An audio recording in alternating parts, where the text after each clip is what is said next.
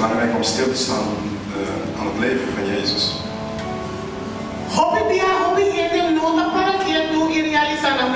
Vaak staan mensen niet stil en beseffen waarom Jezus naar de wereld is gekomen.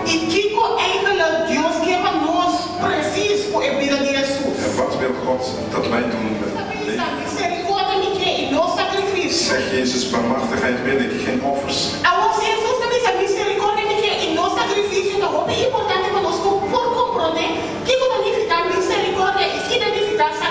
Het is goed om te begrijpen, de onderscheid te maken tussen barmhartigheid en offers.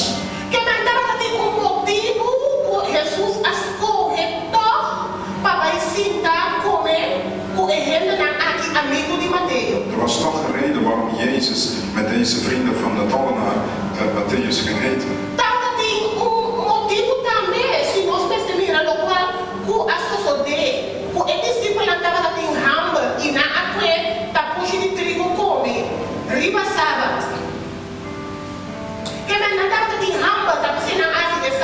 De leerlingen hadden honger, daarom hebben ze dat gedaan. En we zien op dat moment wat toen gebeurd is, de denkwijze van de fariseeën. De fariseeën die in een religie leefden, hadden zoiets van, dit kan niet. Waarom doen jullie dit? Maar Jezus zei, barmhartigheid wil ik en geen offers.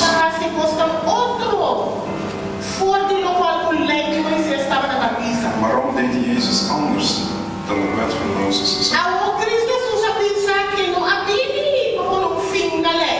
Jezus zei, hij is niet gekomen om een einde te maken aan de wet. Hij is niet gekomen om daarmee te stoppen.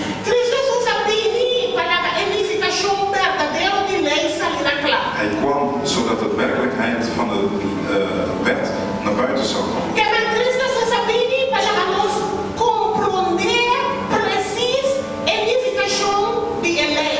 Jezus kwam zodat we echt de betekenis van de wet zouden kunnen leren begrijpen.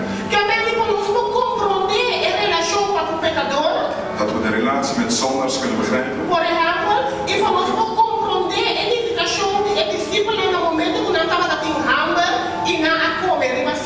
Om ook te begrijpen hoe de leerlingen op Sabbat gegeten hebben. De echte bedoeling.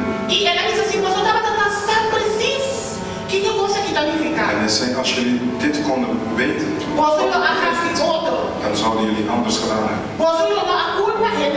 Zouden jullie geen onschuldige mensen oordelen. Barmhartigheid wil ik. En geen offers.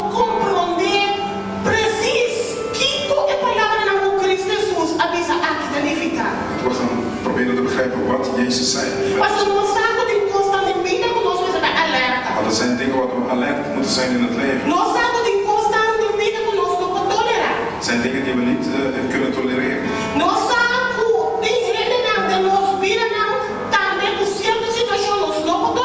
Er zijn mensen in ons leven ook dat we met situaties zitten waar we niet kunnen tolereren.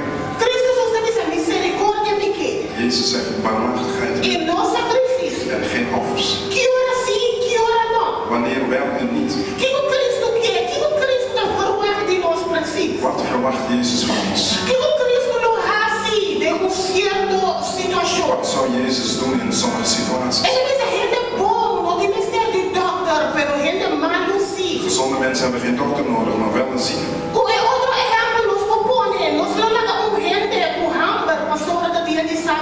Met een andere voorbeeld zullen we iemand laten uithongeren omdat het op Sabbat is. Barmhartigheid wil ik en geen offers. Wat wil Jezus echt laten zien?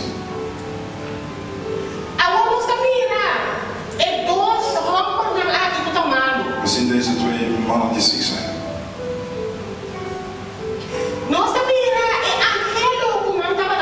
We zien de verlangen wat ze hadden. Toen ze hoorden dat de dokter voorbij zou gaan. Dat ze zo hard schreeuwden. En dan de mensen als fariseeën gehoord hebben. dat ze hun uitgescholden hebben. Ze zeiden blijf stil. Maar het woord zegt ze schreeuwden nog harder.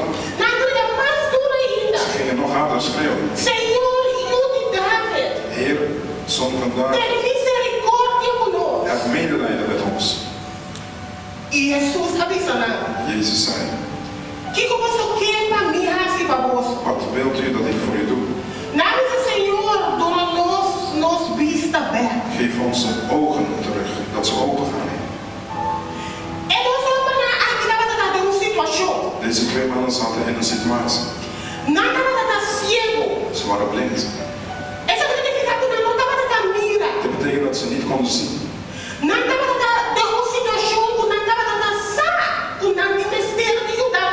Ze zaten in een situatie dat ze wisten dat ze hulp nodig hadden.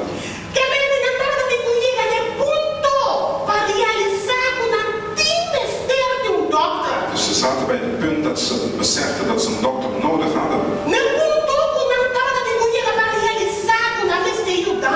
Ze kwamen op het punt dat ze beseften dat ze hulp nodig hadden. Weet je wanneer dat je op zo'n punt komt? Je wilt. Je wilt hulp. Want je weet dat je blind bent. Je weet dat er iets beter is dan de conditie waar je in zit. Ondanks wat de mensen van jou zeggen. Ondanks dat ze zeggen, hou je stil. Als je weet dat er mogelijkheid is dat je van de dokter hulp krijgt. En ik spreek hier over de dokter boven alle doktoren. Dan zul je hard schreeuwen. Heb medelijden met me. Want je weet dat Jezus Christus. Je weet dat God medelijdend is.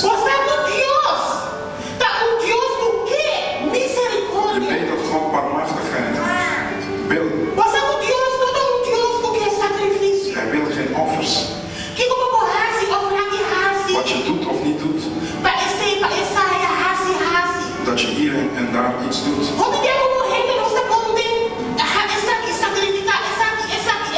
Vaak als mensen zijn we goed in offers. Jezus zei, ik wil barmhartigheid. Medelijden.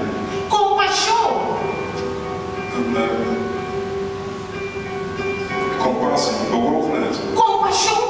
Ik wil bewogenheid. Ik wil bewogenheid met deze mensen. Want ik ben gekomen voor de zonde. Ik ben gekomen voor degene die mij echt nodig hebben. Ik ben gekomen voor degene die een dokter nodig hebben. Heb medelijden met hun. Heb bewogenheid voor hen. Ze hebben hulp nodig. Ze kunnen niet in die situatie blijven.